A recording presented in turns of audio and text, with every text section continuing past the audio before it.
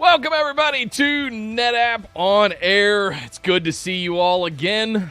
Bit of a curveball this morning, but we'll go over all of that here shortly. My name is Nick Howell. Thank you for joining the show, and I'm happy to have you guys here. Shout out to everybody in Discord. Thank you guys for watching over there. YouTube, what's happening? See you guys there. Everybody over on Twitch. Foggy, I see you there. We'll get... Oh, that's a spammer. Never mind. Make sure you come join us in Discord, guys. NetAppDiscord.com. It is the place to be. We've got over 100 staff across technical support and executive members in there from NetApp to answer all your questions. Of course, follow us on all the social medias. You guys know how to do that stuff by now. But make sure you're subscribed here to the YouTube channel, NetApp YouTube channel, and follow us on Twitch so you get notified every time we go live. This is a weekly show that we do called NetApp On Air, where we bring special technical guests on to go over and do demos, all of our products and services. We're a few episodes in now, and we're really got a full slate lined up for basically the rest of the year. So put a little calendar reminder in, set your notifications, all that good stuff. But if you got your bells turned on YouTube, you'll get a notification every time an episode goes up. My guest today is one of my favorite people in the industry. He really is, and he's a kindred spirit in that he's old school, but he's also new school. He comes from a background covering all things across all the different types of technology. Helped launch what became FlexPod from a partner. I've spent time doing virtualization, all the certifications in the world that I can think of, and has been a part of NetApp now for a little over a year, I believe. After being part of one of the OG members of the NetApp A team for over 10 years now. He needs little to no introduction above and beyond that, so let's just get him on screen. My good buddy, Mr. Jason Benedicic. Jason, how you doing, man? Good morning, Nick. I'm great. Thanks for having me on. Well, it's evening there in the UK, so I really appreciate you taking the extra time. We had a little bit of a snafu with the scheduled episode today. Some conflicts come up, but man, I really appreciate you jumping on and talking with me today and being a part of the show. Yeah, you caught me just in time. I was just finishing dinner, so it was perfect. Perfect. Well, the reason I wanted to bring you on today specifically was because there's been this proliferation over, I'd say, roughly the last decade, maybe not quite, but the last 4 to 5 years especially, we have seen this sort of hockey stick in Kubernetes uptake. And I think a lot of that has to do with adoption of cloud, adoption of hybrid models, being able to do one thing in the cloud and other things on-prem, and applications needing to become more agile and mobile to be able to support that kind of operating mentality. And so start me at the beginning for you. Where did you really first hear about Kubernetes? Where did you really take an interest in it? Because we both come from the virtualization and client server world of the 2000s.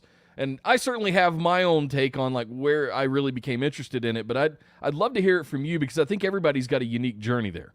Yeah. So, I mean, like you said, I started I was working on FlexPod. Before that, I mean, my first ever job, way back when in the late 90s, I was doing an NT migration. So from Windows 3.1, not even 3.11, 3.1 with a Novell client to NT. So I've been in like support and services and all of those things. But I suppose like the most recent future, the most recent past is I did about 10 to 15 years of consulting where a company I worked for was doing this thing called Infrastructure 3.0, which was Cisco UCS, NetApp storage, and VMware virtualization, right? And then that later became to be known as FlexPod. This really got me into like building data centers and building infrastructure and virtualization, virtual networking. I was one of the first people to deploy the Nexus 1000V. That was a really fun time. That's a story for another time. As that market evolved... Nightmare for another time. Yeah, nightmare for another time. As that market evolved and FlexPod became kind of commodity, the company I was working with, we started looking at how we could do something different. And we started to factory automate and provide automation and service portals, basically. So we started building FlexPods as a service. They would just... we'd rock up with a rack, plug the rack in, the customer would turn it on. It was vRealize automation then. It's the ARIA suite now. You log in, you got a portal, everything's there. And so that spurred my journey into automation and data operations. And then I kind of went from there. And then there's a little sidebar in that during that time, I also got really interested in home automation. Yeah. And as you know, and just off to the side of the screen here, I've got a really big stack of Raspberry Pis. Now That run my show it. home automation. Hang Show on. the world what It you've isn't built. plugged in, so I can bring it over. I mean, it's no Jeff Geerling or anything, but I mean, this is Jason's No. got some Raspberry Pis going on. Yep, I do. This is pretty crazy. I'm just rebuilding it at the moment. That's why it's unplugged. Oh man, that's fantastic. Yeah. So how do you get to Kubernetes from all of that? Where did you first sort of hear the little dingling bells of Kubernetes, and what's this crazy word, nautical word with all these nautical themed elements to it, and like what is all of this supposed to mean? And where's that first memory for you? It came in two halves.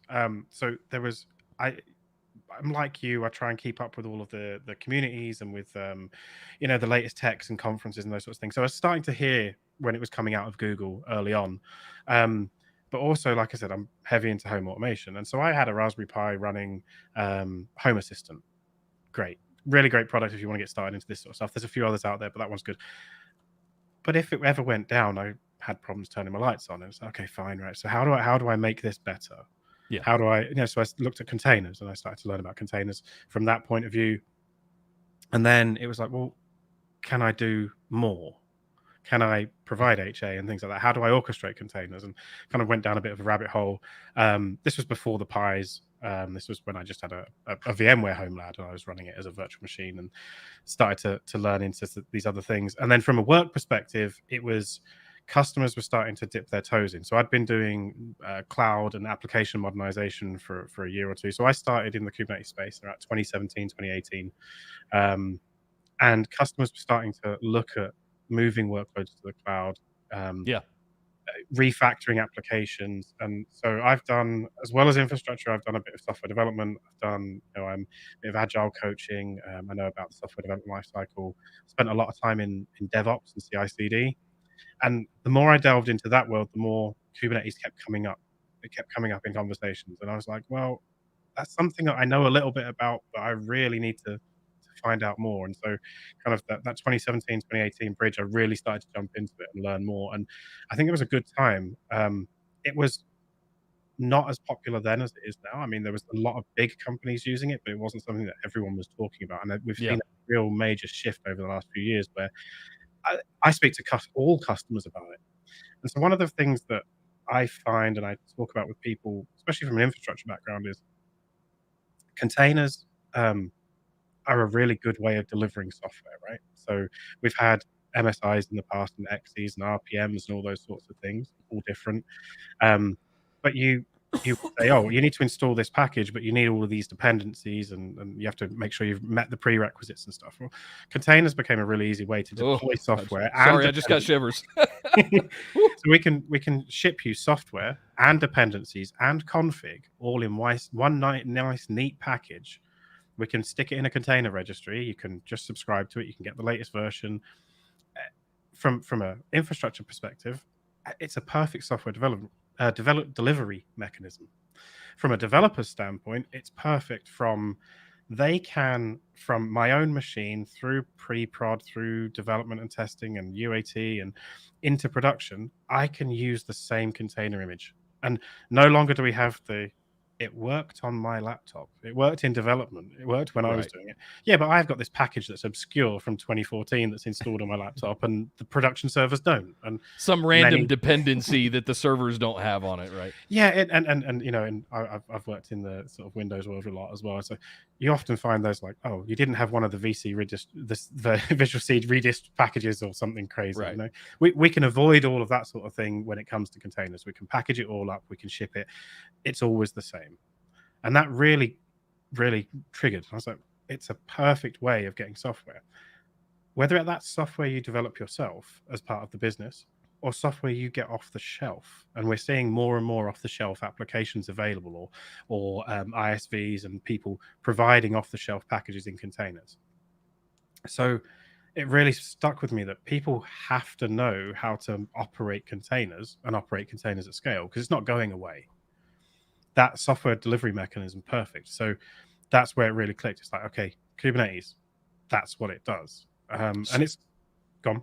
Oh, so for me, I wanted to go back because you skipped kind of a segment in the timeline there. Docker. The rise of Docker in around 2013 to 2015, before Borg was even, really settled and brought to life, there was Docker, and there were Docker files. So, like you were saying, you could package these applications or components of applications into containers, different tiers of the stack, into these containers. But then the next step is, okay, how do I standardize this across all of my development? Docker file. All right, you get this kind of standard template. And then you had the rise of YAML, and all of this stuff comes about.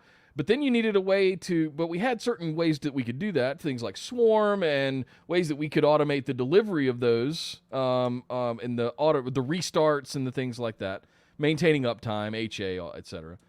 But then we needed a way like, how do we scale this? How do we make this bigger? How do we service 10,000 users, active users at a time? How do we service 1 million active users on a website? And that was where I think the thing for me, the one little story I'll jump in and tell, it's when I learned that Amazon.com and how they structure their web pages. So for those that don't know, when you go and look at a product page on Amazon, let's say I'm looking for a 48 port switch right now for Data Center Dude's Data Center, right?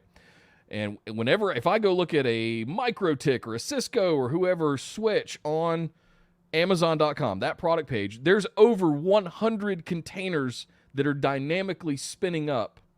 The reviews are a container. The suggested items are a container. The product description is a container. The pictures are a container. All of those things are individual, dynamically spun up items on demand as those pages load. That is the power of it. So how is all of that being controlled behind the scenes? When I started to dig into that, there's this thing called Kubernetes. And that was sort of where I discovered it. There was an acquisition NetApp made in 2018 as well that really spurred my interest in it and how we were going to tie that into ONTAP and all of that stuff. But here we are 5 years later from that, and we have Astra. And that's really what I wanted to bring you on to talk about today, is how do we, as NetApp, because we like to stick ONTAP everywhere, right? Because it's that powerful, right? The power of the snapshotting engine and SnapMirror and the Waffle engine is absolutely powerful no matter what you sit on top of it. And we can take advantage of all of those features, whether it's on a physical storage array, whether it's containerized, whether it's in the cloud, or whether it's on-prem. And I think that all of that really rings true for people, especially infrastructure admins that are constantly trying to do more with less. And how do we get to the point where we can allow them to orchestrate some of this stuff in a containerized fashion as their developers modernize those applications? So I'm going to throw the screen up here for you real quick, and because we brought some talking points, some coffee table pieces for you guys today. There it goes. Yeah.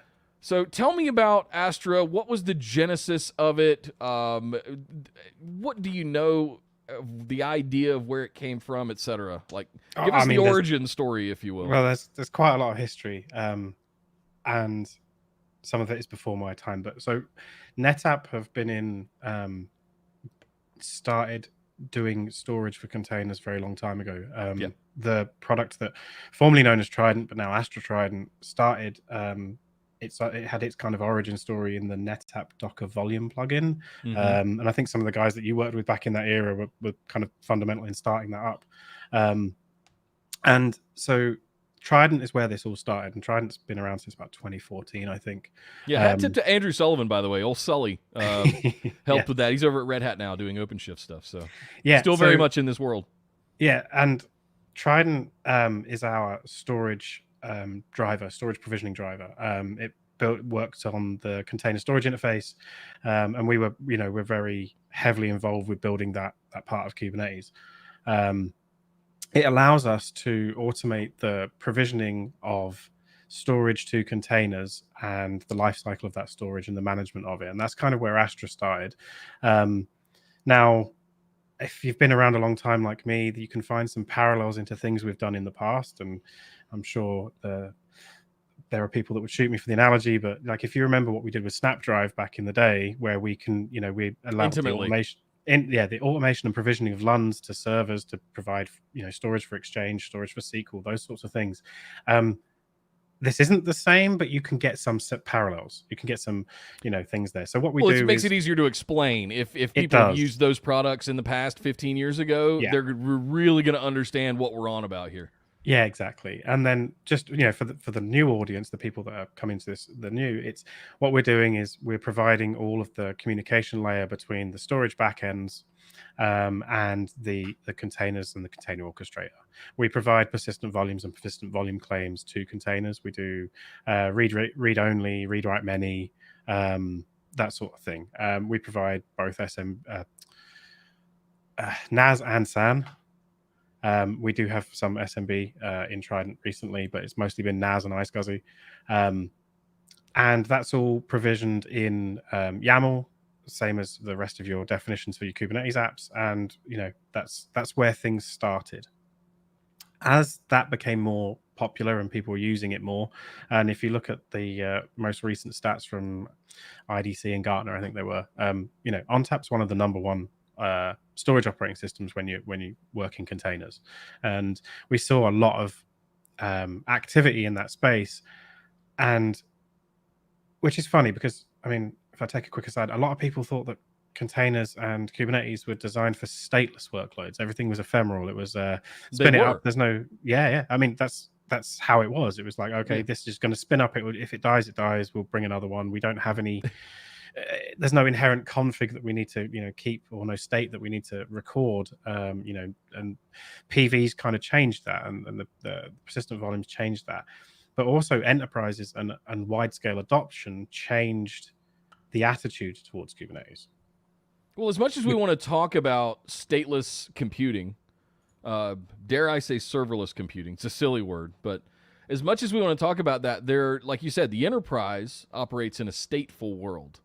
Yes. And there can certainly be front-end scaled applications that can be ephemeral, but there's still going to be a piece of middleware in there somewhere that's connecting to a back-end database, that's connecting to a back-end piece of storage, and all of that has to be persistent regardless of how you're accessing it from the front end. Yeah, exactly. And so we've seen an uptick of persistence. Databases, AI, ML workloads, streaming services, Kafka, that sort of thing. Elastic, all of those, we're seeing them take their place in Kubernetes now.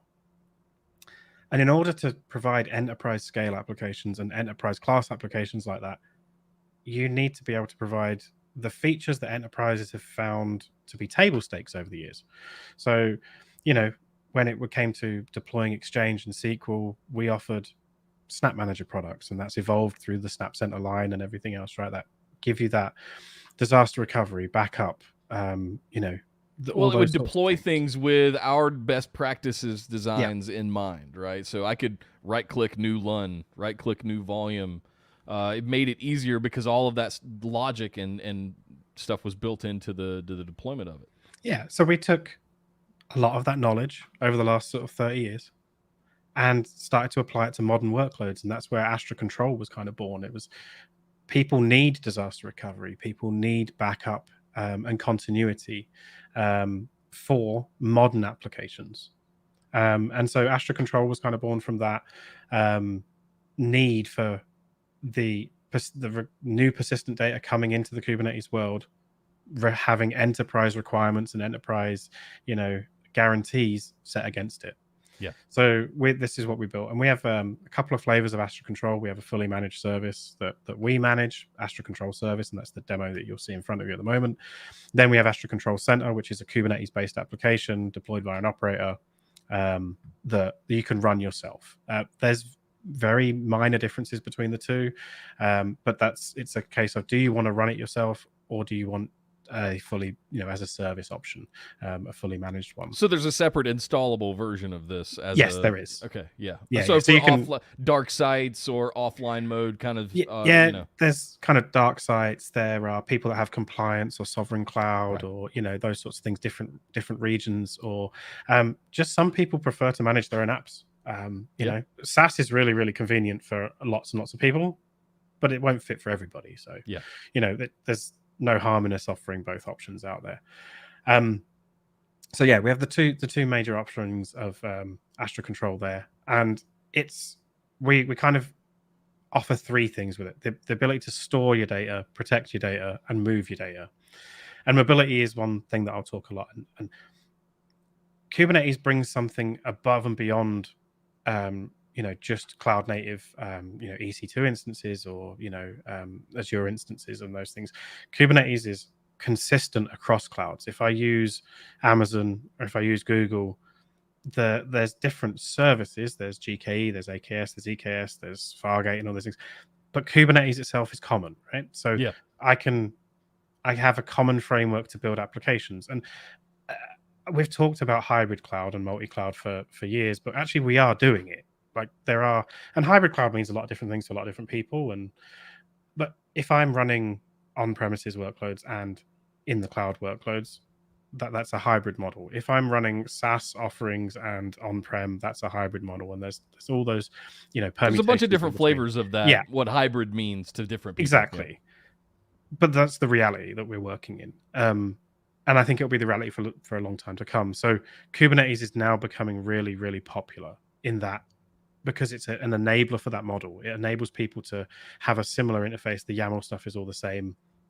The your deployment models are the same, and you get that ability to just repeatedly go along. And there are management platforms out there that you can overlay over the top, where it will plug into GKE, AKS, EKS, on-prem, upstream, Tanzu, Rancher, all those sorts of different things. Yeah. And now that is happening. So we get some ability. So we offer the ability for you to move an application from one place to the other, along with the traditional backup and disaster recovery. The first time I saw that, it blew my mind. Because in essence, the way you have to think about it is we took a full stack workload, not just the front end app, but a full stack workload, including all of the data behind it. We picked it up, put it on a truck, and shipped it over to another cloud provider and turned it on, and it continued working like nothing ever happened. Yeah. And it absolutely blew my mind to see that in real time it wasn't quite like a Metro AHA sort of active thing. There was a cutover, but I mean seconds. Yeah. It was incredible. And that was where I really tuned into Astra as a solution for some of these types of more enterprise mission critical workloads. Yeah. So, I mean, that's something kind of middle-ish of last year, we added SnapMirror support. So SnapMirror is a great thing anyway, right? People have been using it for a long time for disaster recovery. We integrated SnapMirror into Astra, so we can control the SnapMirror relationships and the replication schedule between two sites. That could be, across different clouds or, different on-prem regions or on-prem cloud. And there's lots of permutations because we support, on-prem arrays, we support CVO, FSX, ANF, those sorts of things. And so where we have SnapMirror support, we can orchestrate that SnapMirror, so so CVO to CVO, that sort of thing, which is, by the way, one of the dirty secrets about why we're trying to put ONTAP everywhere. Yeah, because obviously. If we have that, it makes your life so much easier, so much more elegant. If we can SnapMirror between two different ONTAP instances or cascade to multiple ONTAP instances. If you think about all of the amazing disaster recovery playbooks and things that we did in the virtualization era by writing the storage recovery adapters into SRM, so Site Recovery Manager, we've got the ONTAP SRA. Well, we can provide similar levels of orchestration for modern applications in Kubernetes with Astra Control. So we'll orchestrate the storage backend, we'll mirror the volumes, we'll make sure they're up to date, and if whatever your schedules are, we'll replicate them. And then we take all of the metadata associated with Kubernetes, so the pods, the stateful sets, the secrets, the config files, the persistent volume claims, we replicate all that metadata as well. And then we allow you like a one-click failover and a failback, and we'll orchestrate it, make sure that the most recent snapshot is replicated across. We'll bring up the pods, take the claims, and we'll bring that application up in another place. And that level of portability is phenomenal. Everything you just described is a 6-month consulting contract. Like it's amazing to me that we've gotten to the point where we can point and click and containers and Kubernetes is so agile. All of the cloud providers have it. There's third parties that have these kinds of orchestration engines. We've got one. Like, absolutely, the ability to do this. Like, you're talking about a DR plan / run book that would take a good consultant in 2005, 6 months to put together and test. In mouse clicks. In an order of mouse clicks. It's absolutely fascinating that we've gotten to this point. Yeah. Why don't we bring it back up and I'll run through some of the things in the infrastructure. Show us Astra. Give us the guide. Yes, guys, this is a live demo environment. So yeah, it is. I did burn sage before the show. I just want to let everybody know. No goats were sacrificed, but there was some sage burned. So hopefully the demo gods are appeased. We're not doing 1000V. I don't need to get the goats out. No. We're good. So I've built a couple of clusters very quickly before the show began. So they're pretty small, fairly straightforward. But this is our dashboard. Just this is what you get when you come in. And if I want to manage a cluster, I can connect to. So this is the service. So we have our primary platforms are the managed services that are out there. So we've got Azure, Google, Amazon Web Services, and then other upstream kube config files. I'm working in Google Cloud today, so I already have my credentials set up. But if you wanted to bring in a new subscription, a new VPC, or any of those things, what you do is we give you a set of instructions, and let me just accept cookies, of how to set up the IAM roles for all the different cloud providers. So you set up the IAM role, and you either bring it as a file, or you can paste it in the JSON or whatever the output is. So once you've got your credentials, we can discover everything that's in your account. And this other one is like you would bring a kube config file rather than an if you've got a local instance running or something. Yeah, if you've got or if you're not using one of the services, if you're just building on EC2 instances, for example, or something like that. DIY Kubernetes. Yeah, DIY Kubernetes. You just bring a kube config file. If you've got or a stack of Raspberry Pis that you've got sitting there. Well, right. No ARM support yet, but that's something we could maybe talk about one day. One day. The other thing as well is if you have private clusters in Azure, for example, we've got a connector, and we can connect to private clusters as well. So we can do kind of the full gamut. We're trying to make sure that it's inclusive enough for everybody. So we'll go out and discover what clusters are available.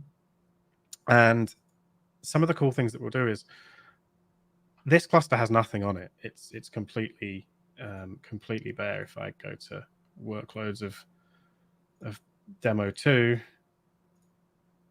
there's nothing there. It's a completely bare cluster, right? When I add it to Astra, I can choose to use CVS, and in Azure this would be ANF, or in AWS there's a little bit more work involved, but you can use FSX. We do support the persistent disks of the cloud provider, so it's not just ONTAP. We work with the persistent disks here. Yeah, that's a really good thing, right? So that's a good point to talk about. You're not there's not a prerequisite that you're using our cloud storage service. You can use the native cloud storage service of the cloud providers. Yes. So we support Google Persistent Disk, Amazon EBS, and Azure Disk. Perfect. Maybe another but I might have forgot. We'll cover that another time if I've forgotten one. So we can use those, but we can also use our services. So if you've already got this set up and you've already got a default, which I have in this cluster, I've already got a default of standard disks here. I can say, actually, I want my new default to be CVS Perf Standard or Premium. What this will then do is go away and deploy Trident, set up the backend for CVS, and set that as the new default storage class in the cluster. So if I provision an application that requires that, claims a disk, it's just going to go off and do CVS disk for me by default, unless it's going to know about it, because it's going to deploy Trident into the pods, and you're going to into the cluster, and so anything, and set that as a storage class. So it's going to understand how to talk to ONTAP behind the scenes in CVS. It makes perfect sense. And all we need to do for that is there's a couple of prerequisites that are covered in the Astra guide. So when you're setting up, enabling Cloud Volumes service in GCP. So I'm demoing GCP, so we'll talk through the process here. But so you have to enable a couple of different APIs. So we have some prerequisites of enabling APIs, enabling your CVS subscriptions are just to say I want to use it. You don't pay for it just by saying you want to use it. You only pay once you start provisioning volumes. Right. But yeah, you set up those prerequisites, and we know that your account has an associated link to CVS, and there's some networking behind that, and then we know that that's there, and then we'll just tie it all together. The other great thing about the service here is that if we update Trident in the back end of the service, we'll update Trident on your clusters too. So the most recent release, 2211, and then there's another one coming. When we go to the next 23 release, I'm not sure which 23 it'll be, but there's one coming. We'll update that in the back end there, right? Yeah. I had a question come in that's very timely right now. So Astra supports Kubernetes on each cloud provider. Does it also support PaaS like Azure AKS? Exactly, yeah. So primarily we support those PaaS services. So this is Google's Kubernetes engine, as you can see here. Yep. If I was adding this in Azure, the default is AKS. If you want to run your own, like I've just spun up some VMs in the cloud and I've installed Kubernetes on them, that's the just other like Ubuntu option. nodes instances, Yeah. and you just I've deploy your own Kubernetes cluster. Yeah, I've rolled your own, put some Rancher or OpenShift or whatever. There are other Kubernetes flavors in the cloud as well. So there's Red Hat OpenShift for AWS, Red Hat OpenShift in Azure, those sorts of things. There's a compatibility matrix of all those different things we saw support. We see customers using all of them. So we've got a broad matrix for on-premises things. We support upstream Kubernetes, Rancher, Tanzu, Anthos. There's a wide gamut there. Yeah. But to your point, primarily this was designed to be run with the native PaaS offerings from the cloud provider, their native Kubernetes services. Yeah, their native services, because that's what people start with, and because Kubernetes expertise, building your own clusters, rolling your own clusters, those sorts of things, it's hard work. If anyone's seen the Doing Kubernetes the Hard Way from Kelsey, it is hard, and expertise is.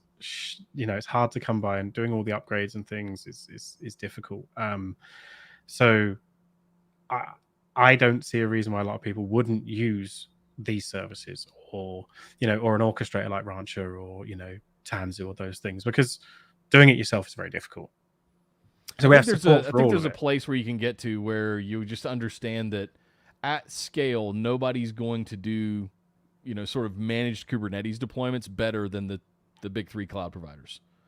They're just, I don't think they're going to do them much better than what they can deliver through, whether it's EKS, AKS, or GKE. Like especially at the scale that the cloud providers are capable of. Yeah, and there's Kubernetes is just one part of the puzzle. Sure. You've got different networking flavors, Calico, Flannel. You've got service meshes, Istio, Linkerd. You've got different container runtimes, Containerd, CRIO.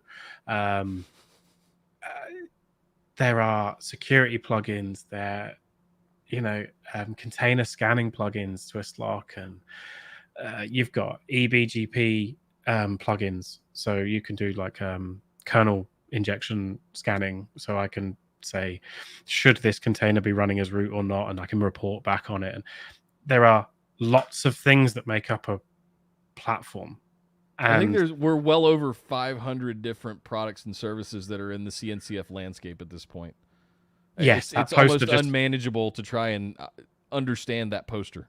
You couldn't print the poster and put it on the wall in here. Yeah, that's for sure. No. So the platforms help with a lot of that, because they will go out and test things, and they'll say, okay, we support these container runtimes, we support these networking plugins, and we have best practices for these areas, and we're just another plugin in that kind of ecosystem, right? So if you want disaster recovery, you want backup, then that's Astra, because it's not provided default in Kubernetes. And yeah, working with those services to provide these things is really important. Yeah, newsflash, the cloud isn't backing your stuff up for you. Just because you put it in the cloud doesn't mean it's safe. I hope that's kind of understood at this point, but I still feel like every now and then I have to remind people of that. I hope so, that people do realize that. Once I've imported a cluster, I can define an application. So I have a very simple WordPress install on here. Yay, WordPress demo in Kubernetes. I love I know. It really is. So it might be the easiest thing to show a full stack. It is. It's got a database. It's got a front end. That both require some storage. It's very simple. You didn't give me a huge amount of notice. Yeah. You know. So label selector right next to it. Yeah. Let's pause right there for a second. What are we doing right there? Because I'm giving you a softball to knock out of the park because I know what labels do, but labels are very important in this because you can tie policy to labels. So label selector allows us to include or exclude different parts of an application. So when I get through past this, I'll show you all the different things that make up an application, and I might label my application in a way. I also might have more than one namespace for my application, and that's the good thing about labels and tags and those sorts of things in Kubernetes are really powerful because I can use them to group things together. I can say, well, this is dev.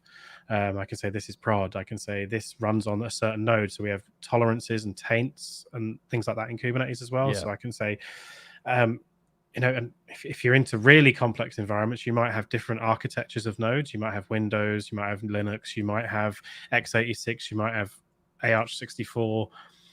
And you can use labels and selectors and taints and tolerances and all those things to make sure that things are scheduled in the right places, but also that I can use it to find resources or exclude resources. So some of the things that are new, if people are seeing Astra in this version compared to maybe some previous demos, is we can have multiple namespaces when we're defining application. I only have a couple on here at the moment, so it's not really useful, but it might be that you have a namespace for your front end and a namespace for the database, or you might have, like there are lots of, nothing defines a barrier for an application in Kubernetes, right? This is something we have to work on our own. It's not like it's very neat when we had a server in the VM days, your application lived on that server. That's a nice boundary. That's a nice fence for it. In Kubernetes. No, that's a good talking point. So let's zoom in on that for a second. Yeah. What happened when you wanted to back up an application that lived in a VM, especially in the early days? In the early days, that could quiesce that virtual machine to allow the application to take a app consistent snapshot, right? So whether it was any of our good backup partners that are out there, or whether it was what we were doing with SMVI or any other tools that you might be using, there was a common practice of quiescing the virtual machine in order to get that application consistent snapshot, or not a crash consistent. Your database might recover ugly. It might still come up, but it was never a guarantee. It was a roll of the dice.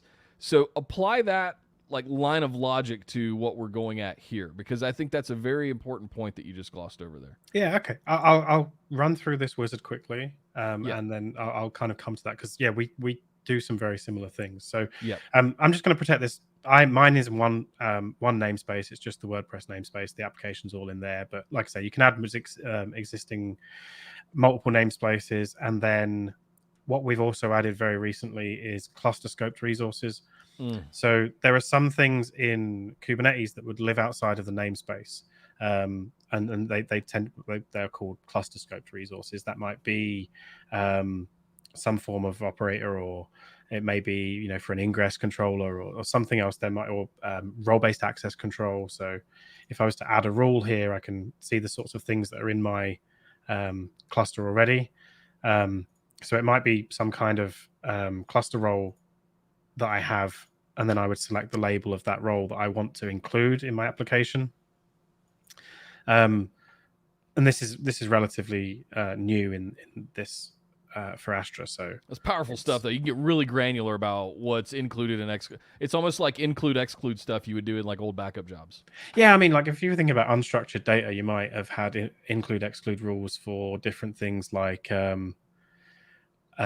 don't back up Bob in accounting's MP3s, right? Yeah, like all sorts of things like that, right? So yeah, and then there were different file extensions, or if you didn't want temporary files, you didn't want those sorts of things, and you can think of it similar to that.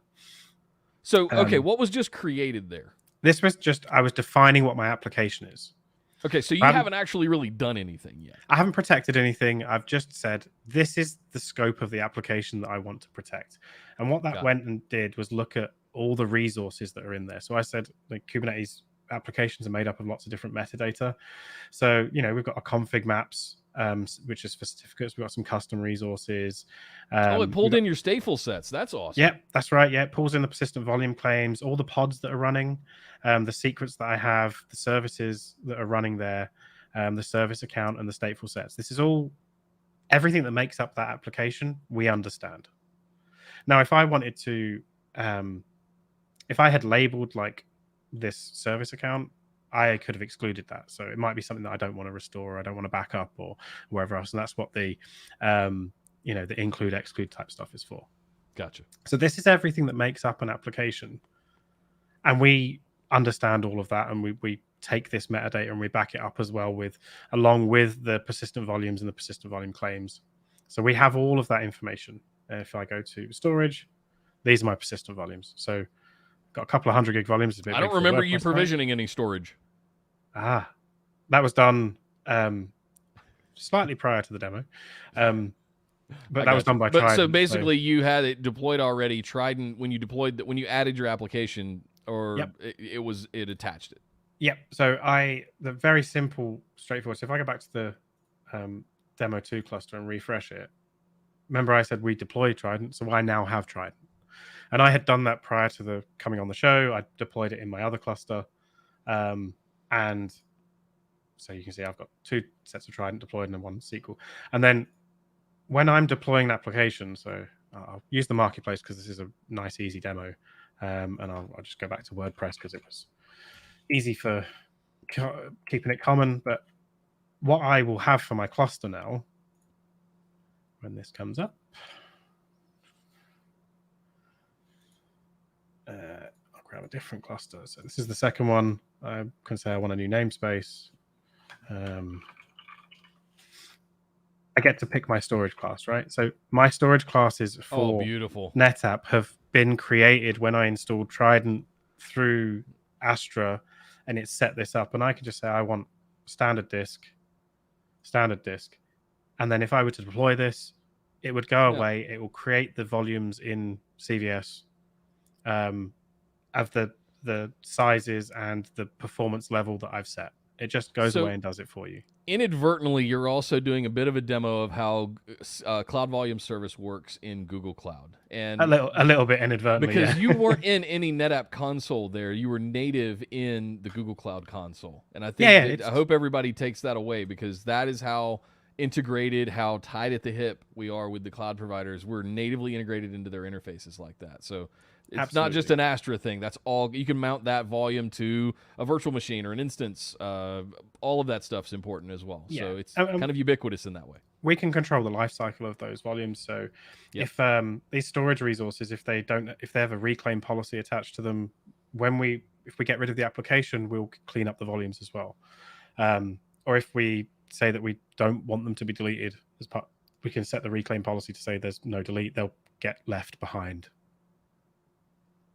So we've discovered everything about this application, and we can create policies for it. So I can configure protection policies, and if you've configured anything in ONTAP before, you'll see that this is fairly similar. This looks very familiar. I want to do a backup on the hourly. I want to keep 4 snapshots. So we have a concept of 2 different things: snapshots and backups. They're kept in different places. Snapshots are, intrinsically tied to the things we do, but also they're a part of the CSI spec. So, when we're working with ONTAP and things like that, there's Trident can call a snapshot in ONTAP. They're point-in-time inode maps. What you do with that set of data beyond that is the backup. Yeah. So those snapshots, we take those, and then if that's a CSI snapshot, that'll be a depending on the CSI driver that you're working with. So 23 hourlies, 6 dailies, 3 weeklies, and 12 monthlies, right? And then with a backup, what we do is we take all of that data and we move it into a bucket. So this is a Google bucket. There's a Amazon S3. There's Azure Blob, that sort of thing. We take a copy of all the metadata take a copy of all of the data in the PV and move that off into a bucket, and that goes there, and that's offsite. And we can keep as many of those as we like. And you can say hourly, daily, weekly, monthly, which day of the month, what time to do it at, which day of the week. And we can set up all these policies, and then that will go away and keep that data protected. And you can go have a sandwich, and it'll just know that it's going to be protected behind the scenes. I think there's two levels to Astra, really. There's the configuration and the management and the deployment migration side of it, day-to-day operational stuff. But then there's also the backup and long-term retention policies that are built into it. And it's super powerful for something as simple as it is. And I'm going to go into something so you mentioned like what we used to do with virtual machines and applications and everything else. So me just setting up a policy like this, it's just going to go and take a snapshot of the data. It's going to back it up, and that would be crash consistent, right? Right. What we have here is called execution hooks. And this is where we can plug in to multiple phases of the backup and snapshot operations. So we have pre and post snapshot, pre and post backup, and then post restore. And this leads into, we have an open source project called Verda. Here is where we keep our execution hooks. And this is our, framework for protecting cloud native applications. And you can see we've got Cassandra, Elastic, Maria, Mongo, Postgres, all those sorts of things, right? There's a lot of, and we're adding more to it. And if people in the community want to get involved, we have some submission guidelines in the repository as well. So we have templates for the scripts. We have submission guidelines. People can write their own and provide them back into the community. So for my particular application that I've got going, I have a MySQL database, Maria database here, right? I want to be able to quiesce that data as I take a snapshot. To prepare the database to make it sort of, we used to have to do it with Oracle, with the Snap Manager stuff back in the day. Alter database open, alter database closed, that sort of thing. So so an execution hook is basically a modern version of pre and post scripting. Yes. So I will take this as an execution hook framework. So I take this file, I can add this into Astra, say before the snapshot, any arguments I want to pass into the script, I can add here. I can give it a name. Typing's terrible. I can add a filter. So I can filter it on a namespace or an image or do different filters here. Labels, as I was saying earlier. Yeah, that's right. So I want to get anything that's MySQL, for example.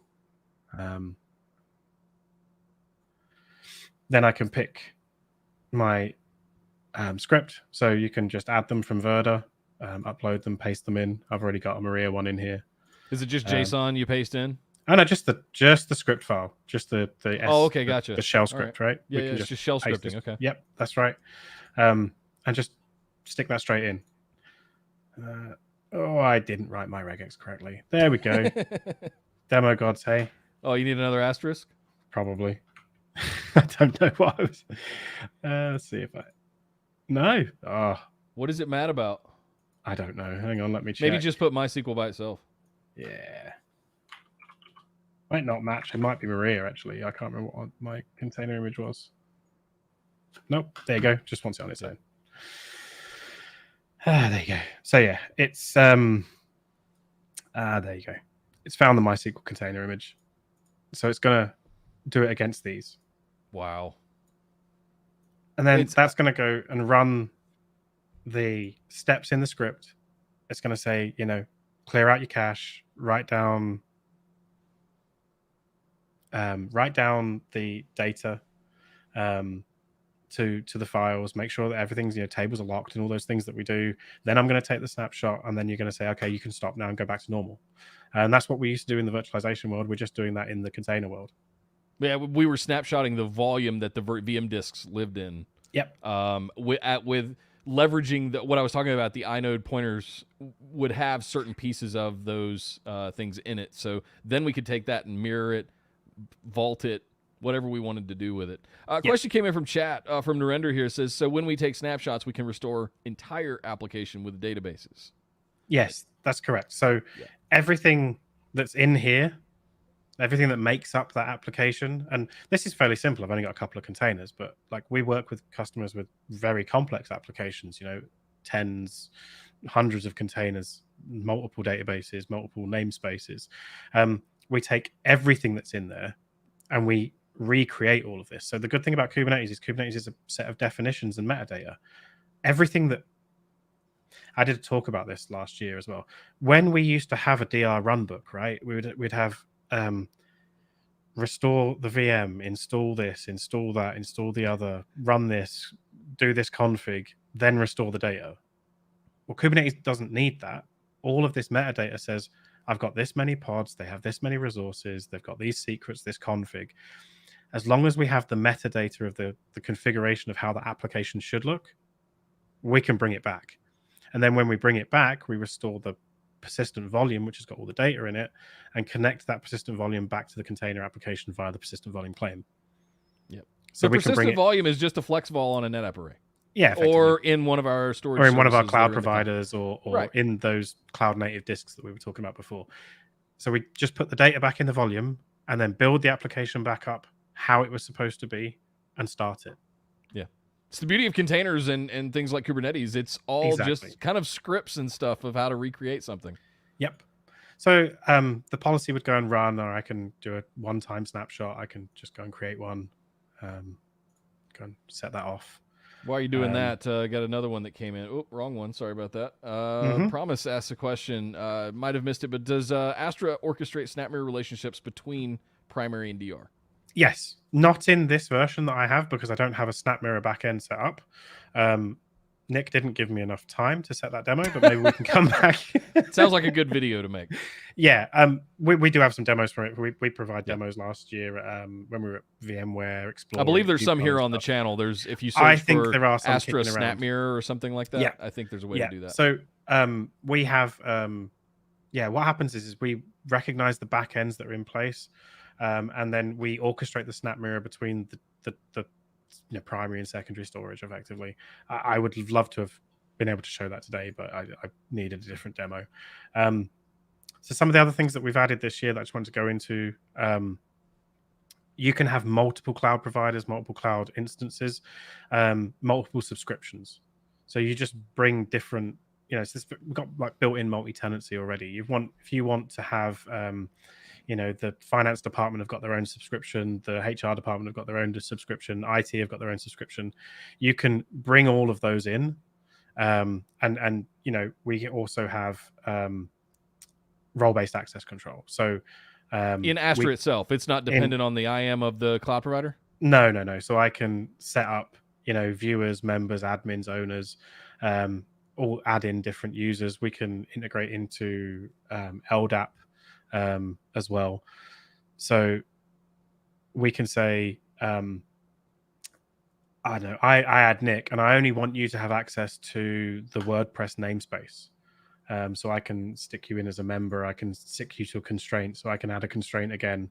I can pick. Oh, you can only go to WordPress, man. That's it. But I need more than I need full admin. Okay, well no you don't, but I can give you labels as well, right? So I can do it to a different label that might have multiple namespaces in. So it might be Nick is allowed to work in the dev environment, but he's not allowed to work in the prod environment and those sorts of things. So we've got different role-based access control here, different accounts in the cloud. You've got a really powerful engine, and some of the things that kind of stand out. This is agentless, right? We're doing all this. We just need the configuration, the IAM roles or the kube configs to talk to your clusters. We don't need to deploy anything.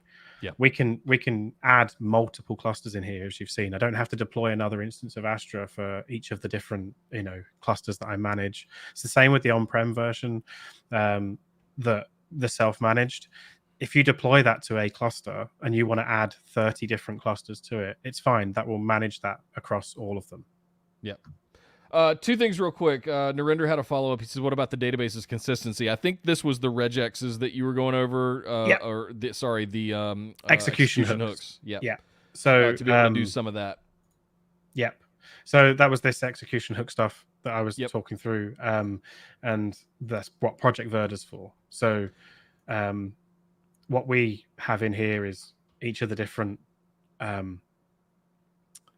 database types, and we can add more. We've recently SQL Server 2023 was added recently, as well as Gigabyte.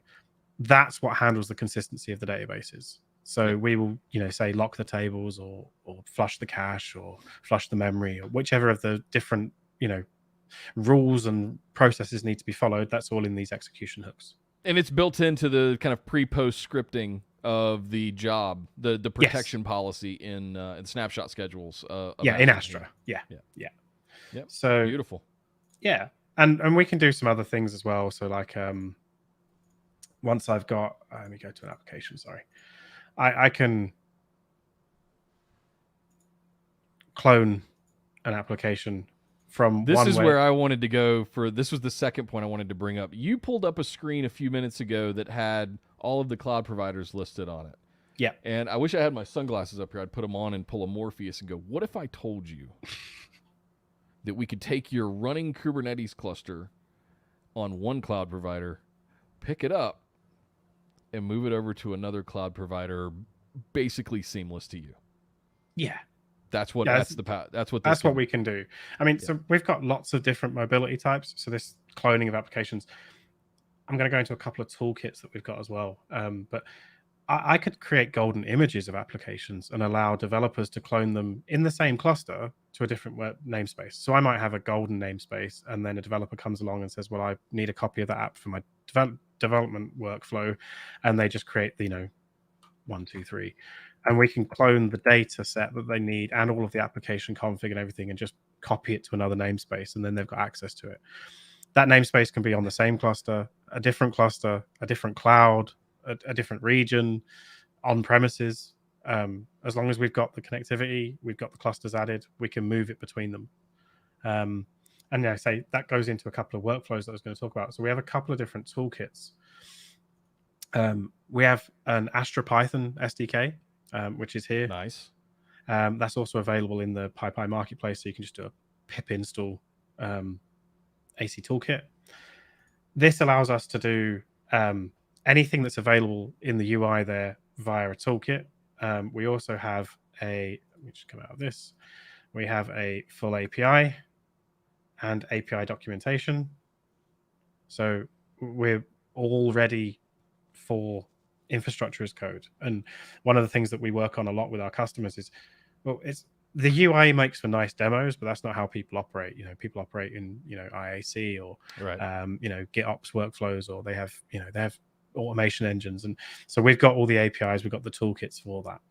So if you're a big Ansible Tower shop, if you're using Terraform, if you're whatever you're using, Python scripting, you could work. You could literally never come into the console after an initial setup, and from that point forward, you could just execute scripts. You can even do the setup. So some of the stuff I worked on last year was like a full end-to-end of I'm going to build a cluster, deploy an application, protect an application. You can and never touch the console. You don't have to, no. Yeah. Other than getting your API keys out, you need to get some access. You got to get your token somewhere. Yeah. You got to get your token, but once you've got your token, you don't have to touch it again if you don't want to. And then we have another toolkit. This is the NetApp DataOps toolkit. This one's really powerful. It works on standard traditional architectures as well as Kubernetes architectures, and it's kind of designed for people that work in AI ML. So we can integrate into Jupyter Lab or NVIDIA Triton. And things like that, where data scientists will have a golden data set somewhere and they want to do some machine learning runs on it, and we can tie all of it together. So we can tie in the flex cloning, the Astra control to do the cloning of the application associated with the data, and we can make self-service Kubernetes applications for people in data science or in development. Yeah, real life example of where you'd use this. You could clone a development environment. You could clone a training environment. You could, if you wanted to have different instances inferencing different sets, you could clone different working sets of images or data, databases, whatever you might be working with. That's the power of that, and it leverages, again, ONTAP everywhere, the ONTAP technology and functionality of making that really rapid clone FlexVol stuff that we've had for decades now, and applying it to some of these more modern workflows and whatnot. Wences asked a kind of a big picture question here, so it kind of ties a nice bow on this. Let me actually pull this off real quick. Just drop that down. I think this is a nice little kind of icing on the cake here. What is the Astra scope and limitations? What's the sweet spot? The demo that we've done is around apps and containers. Does DR, backs up all the cloud compute? Same for DR, restore everything. Like, how would you sort of concatenate all of this into one description of what is Astra? The sweet spot for Astra is the protection, storage, and mobility of modern applications and containers, right? So the scope is, so no, we're not backing up cloud compute or network and storage is different, but like I'm not backing up your EKS instance, for example. Like, I'm not taking the cloud metadata. The configuration in AWS of the nodes, right? Of that node. No one's backing that up. Maybe AWS are or something. It's a PaaS service. We can't. It's a service. We can take your kube config. Yeah. But I don't need to back that up because I could probably recreate it quicker than I would ever restore it, right? Right. It's a service and that's not necessarily needed. But everything inside the cluster, so once we're out of the way of the control plane, everything that's in the data plane, that's our sweet spot. That's where we are. So if you've got Kubernetes, you've got applications in Kubernetes, and you need data protection and disaster recovery, that's the scope of Astra Control, Astra Trident. And I see there's a little bit of a follow-up question from Azure, from Wences. So if you wanted to back up VMs, that's what we've got. Like there's other Snap Center for stuff. Yeah. And we've got cloud backup service and things like that. Right. So there are other products in the portfolio that will cover those things. This is the scope of this is Kubernetes applications. Yep. And there's no point in overcomplicating it at this point because there are other things that do the other parts, and this was the one that was missing that we needed to work on. This is the one that the industry needed as well. So there are a few players in this space, but it's like I said at the beginning, ONTAP is really popular in the container space, and we provide tie-ins to, like I said, SnapMirror. In the future, that could look into, Metro cluster. You could have potentially active, like. That's what I was going to ask you. Like, where does your head go when you think about like what's the next step of? Is there a next Kubernetes? Is there a more granular level that we can go down to that we haven't, descended down into yet, that we can make things even more granular than what Kubernetes and containers have done? There's so many things so you can do. Where we've got things like EKS, you can go to Fargate, and then Fargate, I don't even really need to care about the infrastructure at all, or the same with Azure Container Services. Like, I just give it a container image and say I want it to look like this.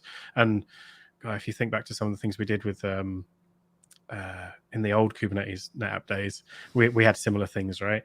But I don't know that they're complementary. I don't know if it's a replacement. And we're seeing a lot of WebAssembly stuff being talked about, and we see a lot of functions and serverless stuff talked about. They're all complementary, and it depends on your applications. And I hate giving an "it depends" answer. What Kubernetes gives us, because you can run, I've seen the project, you can run functions and those things, function as a service inside Kubernetes, right? So I could, Kubernetes is it's building a platform for modern applications, and it's very, very flexible. It's almost, akin to what we gained from when vCenter came on the market, right? vCenter revolutionized VMs. Kubernetes has revolutionized containers, infrastructure management, and infrastructure management, because it's kind of more than containers. There's so many things that kind of get in there.